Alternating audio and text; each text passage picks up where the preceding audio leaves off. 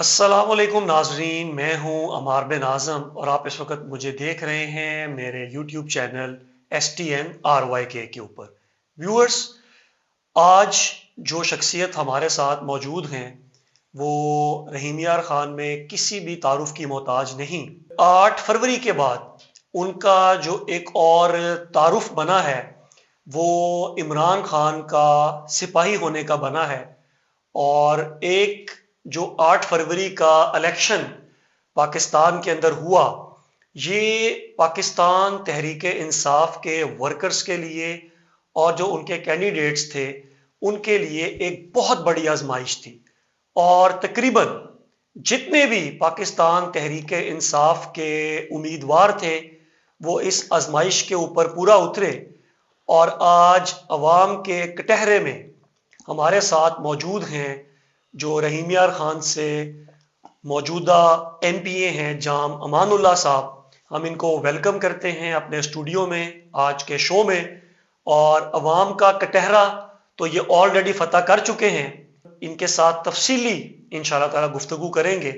और मैं बिला ताखीर चलता हूँ हमारे आज के मेहमान जाम अमानुल्लाह साहब। सर, बहुत बहुत शुक्रिया, आपने हमारे लिए टाइम निकाला और मैनी मैनी कॉन्ग्रेचुलेशंस कि आपने एक जो टफ तरीन इलेक्शन था उसमें आपने एक विक्ट्री हासिल की और आपने जो अपने मुखालफीन थे उनको आपने चारों कोने चित किया।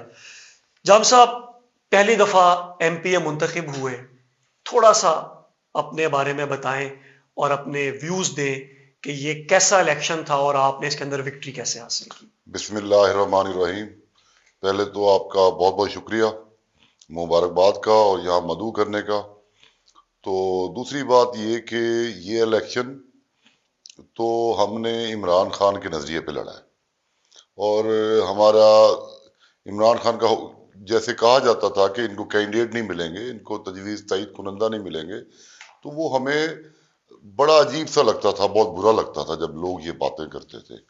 और ये मैंने तब भी सोचा था कि जितने मर्जी मुश्किल हालात हो जाएं, जैसे इमरान खान ने कुर्बानियां दी इस मुल्क के लिए, तो हमें भी किसी कुर्बानी से दरेग नहीं करना चाहिए। और इसलिए अल्लाह ताला ने सुरखरू किया और मौका दिया पार्टी ने। और बस उस टाइम तो कोई अंदाजा नहीं था रिजल्ट का, ना सोचा था, बस लड़ पड़े। बिल्कुल। अच्छा जाम साहब, आप एक कारोबारी शख्सियत हैं, जहां तक मैं आपके बारे में जानता हूं शायद सियासत में आप उस तरीके के साथ एक्टिव नहीं थे जिस तरह आप PTI की जब आपने टिकट आपको मिला उसके बाद आप एक्टिव हुए। तो इतने शॉर्ट टाइम के अंदर इतना बड़ा मार्का हासिल करना, इसके पीछे अपनी जिदोजहद भी समझते हैं या सिर्फ ये समझते हैं कि इमरान खान का जो नजरिया था उसके ऊपर आप जीतकर असेंबली तक पहुंचे। पहले तो मैं सियासत में 2005 से ही था। मैं 2005 में नाजिम का इलेक्शन लड़ा जब मेरी उम्र भी पूरी नहीं थी, 24 साल का मैं था। और फिर मैं 2015 में चेयरमैन म्यूनसिपल कमेटी कोटसमाबा का इलेक्शन लड़ा, तो सियासत में था। और अल्हम्दुलिल्लाह ये भी मुझे एक इम्तियाज हासिल है कि मैं 2005 से सियासत में हूँ, लेकिन मेरी पार्टी सिर्फ वाहिद ही थी और वो तरीके इंसाफ थी। मैं कभी किसी और पार्टी में कभी भी नहीं रहा, अल्हम्दुलिल्लाह, और इसका मैं अपने आप पे फख्र महसूस करता हूँ। लेकिन इस इलेक्शन में ये वोट जो था, ये जो मैंडेट था, ये सिर्फ और सिर्फ हमारे कायद इमरान खान का था। और हमने सिर्फ उन लोगों को वो हौसला जो इमरान खान ने हमें दिया था, हमने बस अपने वोटर्स को वो हौसला और वो हिम्मत देनी थी। और वो जो मैंडेट था उसको हमने इकट्ठा करना था और उसको वोट बॉक्स तक लेके जाना था और वोट बॉक्स से चोरी से बचाना था।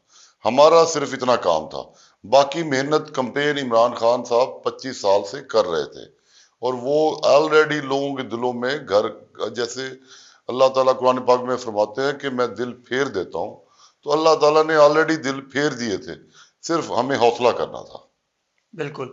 जाम साहब, पहली दफ़ा जो है वो आप MPA का इलेक्शन लड़े और पहली ही दफ़ा अल्लाह ताला ने आपको कामयाबी से नवाजा। सर, जब हलफ उठा रहे थे उस वक्त क्या जज्बात थे।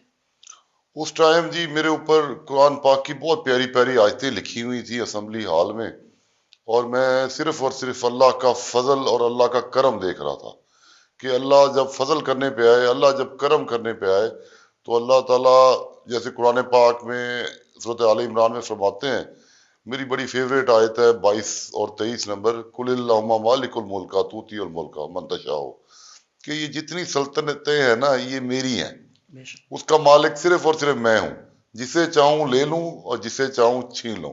उस टाइम वल्लाह वल्लाह मुझे सिर्फ वो दो आयतें याद आ रही थी, और मुझे अल्लाह ताला का जो वो एक है कि वो मालिक सिर्फ वही है, और जो ये यहाँ नाखुदा बने हुए थे वो मुझे नजर आ रहा था कि अल्लाह ताला ने कैसी उनको शिकस्त दी है।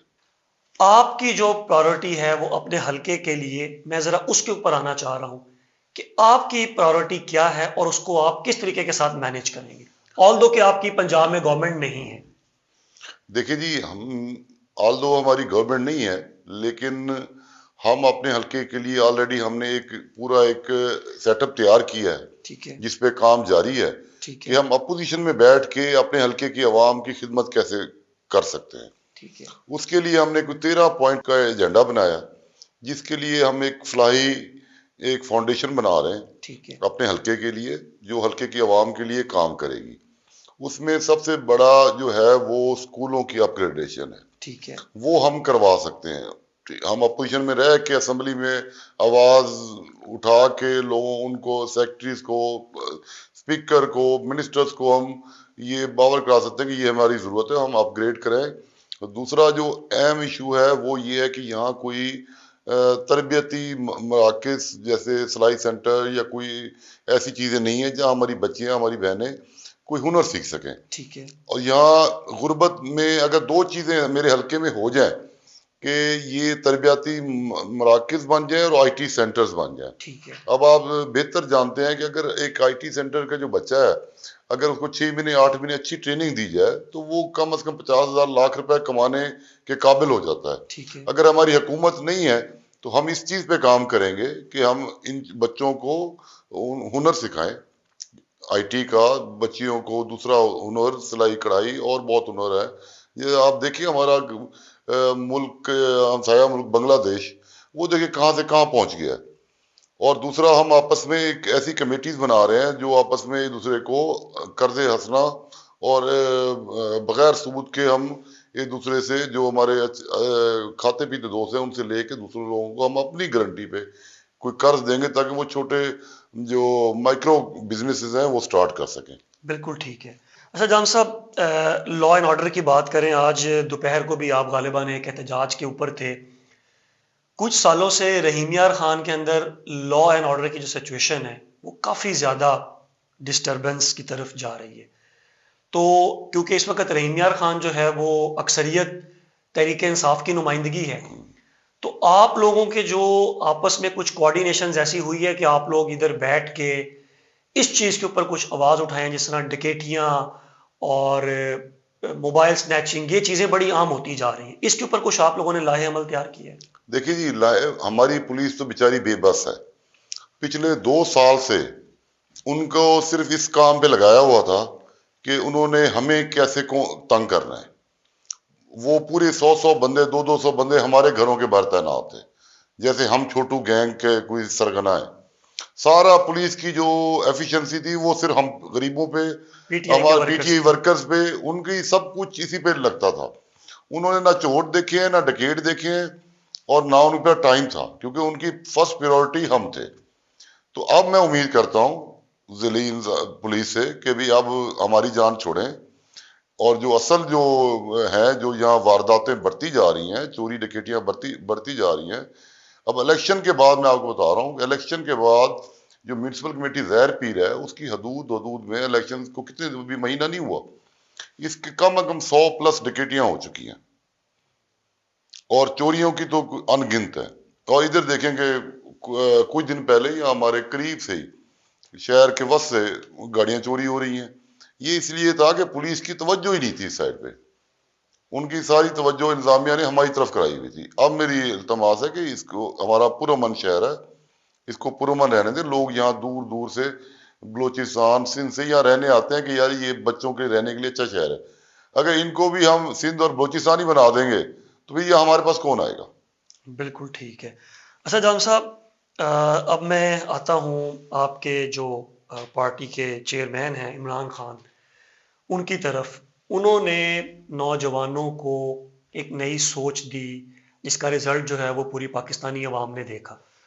उनका फ्यूचर आप क्या देख रहे हैं? उनको जेल से रिहाई मिलती हुई नजर आ रही है?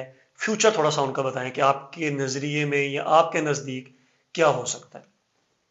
देखिए जी, मेरे नज़दीक तो ये है कि भी इमरान खान साहब वो निडर बंदे हैं। उन्होंने कोई कंप्रोमाइज़ नहीं करना इनके साथ। ये हालांकि जो हमारे हमें जो गैर मुस्तक़ा इतलात मिली है कि बड़ा कोशिश की गई है सुलह सफाई करने की, लेकिन उन्होंने किसी चीज़ पे भी कंप्रोमाइज़ नहीं किया। और उनका कंप्रोमाइज़ वो हमें हमारी पार्टी का नाम ही तरीके इंसाफ है और वो हमारे बानी चेयरमैन ने ही रखा था। और वो कहते हैं कि भी अगर मेरे पे कोई मुकदमा आता है तो मुझसे भी इंसाफ किया जाए और फिर जो उनके खिलाफ है उनसे भी इंसाफ किया जाए। तो वो तो कभी भी कुछ भी कर लें, ये वो किसी कंप्रोमाइज से तो बाहर नहीं आएंगे और ना आना चाहेंगे। और इंशाल्लाह ताला वो अवाम, अल्लाह के बाद वो अवाम की तरफ ही देखते हैं और अवाम ने पूरी दुनिया को दिखा दिया है कि वोट सिर्फ यहाँ इमरान खान का है। तो उनकी मजबूरी होगी, ये हुकूमत नहीं चल सकती, अवाम के बगैर ये हुकूमत नहीं चल सकती। और अवाम सिर्फ और सिर्फ इमरान खान के साथ है, ये आपने भी देख लिया, दुनिया ने भी देख लिया। तो उनकी मजबूरी होगी कि जो असल जो अवाम जिनको चाहती है उनके हाथ में हुकूमत देना, और वो असल बंदा इमरान खान ही है। इलेक्शन जीतने के बाद आप जो है वो अपने हलके की आवाम से मिले, उनके क्या तासुरात हैं? मैं खुद और मेरे एमएनए साहब, मेरी कुलीग एमपीए साहबा, वो हम सब लोगों का शुक्रिया अदा करने खुद गए। हम अपने डेरों पे या घरों में बैठ के नहीं बैठ गए कि लोग आए, हमें हार पहनाएं, हमें मिठाइयाँ खिलाएं और हमारा शुक्रिया भी अदा करें। हमें चाहिए था हम शुक्रिया अदा करें, और हम अवाम के अंदर गए और अवाम ऐसे खुश है कि जैसे वो खुद जीते हों, और उनकी ये दरीना ख्वाहिश थी जो इमरान खान की वजह से पूरी हुई है। पूरी हुई है, बिल्कुल। जाम साहब, प्रोग्राम के आखिर में कोई एक मैसेज रहीम यार खान की आवाम के लिए और तहरीक इंसाफ के वर्कर्स के लिए? मैं जी रहीमिया खान की आवाम को सल्यूट करता हूँ कि जब हम असम्बली में जाते हैं, उनको पता है कि ये पूरा रहीमिया खान ही क्लीन स्वीप करके आए थे, बिल्कुल। और हमसे ये 2 नंबरी से 45 फॉर्म हमारे बदल के 47 फॉर्म दिए गए। मैं इनको पूरी रहीमिया खान की आवाम को सल्यूट करता हूँ कि उन्होंने इमरान खान के सिपाही होने का हक अदा किया है, और उन्होंने हमारा दिल और हमारी पार्टी का सर फखर से बुलंद कर दिया है कि उन्होंने जो इमरान खान का नजरिया था उसके मुताबिक चले हैं। सबसे ज्यादा मजालिम इस शहर में हुए हैं जी। बिल्कुल। इतनी दफा पुलिस गई है, इतनी दफा पुलिस गई है लोगों के, हमारे उम्मीदवारों के घरों में, कि आप सोच भी नहीं सकते। फिर भी हमारे देखें कोई एक बंदा इलेक्शन से पहले नहीं डरा, वो खड़ा रहा। बड़े बड़े लोग छोड़ गए हैं, बड़े बड़े लोग छोड़ गए हैं, लेकिन हमारे देखें कि जवेद वड़ैच साहब हो गए, आसिफ मजीद साहब हो गए, नईम शफीक साहब हो गए, इन पे कितने मजालिम ढाए गए हैं, लेकिन वो एक दफा भी टस से मस नहीं हुए। और इलेक्शन के बाद दूसरे दिन फिर सबके घरों में पुलिस थी, और इतनी बड़ी बड़ी ऑफर्स थी, मिनिस्ट्रियां थी, पैसा था, सब कुछ था, और दूसरी तरफ धमकियां थी। और हमें पता था कि हमने अपोजिशन में बैठना है, हमारे हमारे काम नहीं होने, हम पे फिर पर्चे होने हैं, हम पे फिर पर्चे, कल परसों फिर एक पर्चा हो गया। हमें सब कुछ पता था कि हमारे से यही होना है। लेकिन मैं सलाम करता हूँ अपने सारे कुलीग्स को, अपने एमएनए को, कि वो डट के खड़े रहे, और इसलिए हम बड़ा सीना चौड़ा करके असेंबली में असेंबली बैठते में हैं। जाते हैं। अच्छा जाम साहब, वेरी क्विकली आपके ही जवाब में से एक सवाल जो है वो मेरे जहन में है कि पूरी कैंपेन के दौरान, और ये जितना आपने बताया कि पुलिस की जो रेड्स होती रही और हम भी अपनी आंखों से देखते रहे हैं, किस मौके के ऊपर आके आपको ऐसा लगा कि यार अच्छा अब मुझे जो है ना वो विड्रॉ कर देना चाहिए, या जहां पर ये लगा हो कि अच्छा यार ये मैं किस काम में पड़ गया हूं, कुछ कोई एक ऐसा मौका? जब मैं ना आपको एक बात बताऊं कि मुझे ना कभी भी पूरी कैंपेन में ऐसा फील नहीं हुआ। ठीक है, मैंने ना बहुत ही ज्यादा कुछ सोच समझ के मैंने ये किया था। मैं समझ रहा था इससे ज्यादा सख्तियां मुझ पे होंगी, मेरे पे बहुत सख्तियां हुई, लेकिन मैं मेंटली तौर पे पहले ही तैयार था कि मैं ये सब चीजें मुझे फेस करनी पड़ेंगी। और क्योंकि मेरी इंस्पिरेशन थी मेरा लीडर इमरान खान। अगर वो उसके घर को तोड़ा गया, उसके घर के, वो उसके बच्चों की तस्वीरें तक उसके कमरों में तक घुस गए, उसको इतना तंग किया, गिरबान से पकड़ के निकाला गया, तो मैं कौन सी खेत की मूली हूँ। तो मैं मेंटली तौर पे ये तैयार था कि ये सब कुछ होना है और मुझे फेस करना है। और मैं एक दफा भी कभी ये डामाडोल नहीं हुआ कि मैं इलेक्शन से विड्रॉ हो जाऊं, और कभी इलेक्शन कैंपेन में ये भी नहीं सोचा कि मैं हार जाऊंगा। मुझे पहले दिन पता था, मैं लोगों के बीच में था, रूट्स में था, मुझे अंदाजा था कि वोट कितना है। और मुझे पहले दिन टिकट से पहले पता था कि अगर टिकट मिलता है और हम हिम्मत से खड़े रहते हैं तो इंशाल्लाह जीत हमारा मुकद्दर होगी। बहुत शुक्रिया। मैं बिल्कुल इनकी बात को सेकंड करता हूं कि इस वक्त जो है वो पाकिस्तान की अवाम अपना मैंडेट इमरान खान की झोली में फेंक चुकी है, और जो इमरान खान उनसे उम्मीद करते थे वो उम्मीदें पूरे पाकिस्तान से नहीं, लेकिन मैं इस चीज़ के ऊपर, क्योंकि मेरा ताल्लुक भी रहीम यार खान से है, और मैं ये बात आपको दावे से कह सकता हूं कि जो शॉकिंग रिजल्ट्स रहीम यार खान डिस्ट्रिक्ट से आए हैं वो पूरे पाकिस्तान में कहीं से नहीं आए।